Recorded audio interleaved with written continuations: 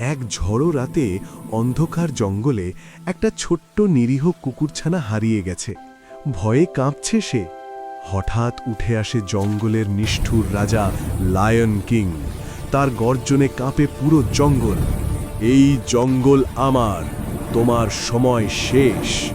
কিন্তু দূরের পাহাড়ে দাঁড়িয়ে আছে সত্যিকারের রাজা কিংকং। তার কানে পৌঁছায় ছোট্ট প্রাণীর চিৎকার। কংয়ের চোখে জ্বলে ওঠে চিন্তা। কেউ নিরীহকে আঘাত করবে না আমার জঙ্গলে। আর তখনই কং ছুটে আসে, গাছ ভেঙে মাটি কাঁপিয়ে যেন একটা জীবন্ত ঝড়। দুই রাজার মুখোমুখি লড়াই শুরু। থাবা বনাম মুষ্টি, গর্জন বনাম গর্জন, জঙ্গল কাঁপছে। লড়াইয়ের মাঝে কং পাপিকে তুলে নেয় আলতো করে। ভয় পাস না, আমি আছি। পাপি ল্যাজ নাড়ে, বিশ্বাস করে। শেষ পর্যন্ত কং লায়নকে মাটিতে চেপে ধরে। লায়ন পরাজয় মেনে নেয়। এই জঙ্গল সবার, কিন্তু নিষ্ঠুরতার জায়গা নেই এখানে।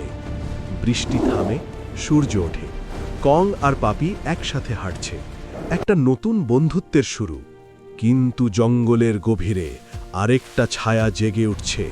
পরের লড়াই অপেক্ষা করছে।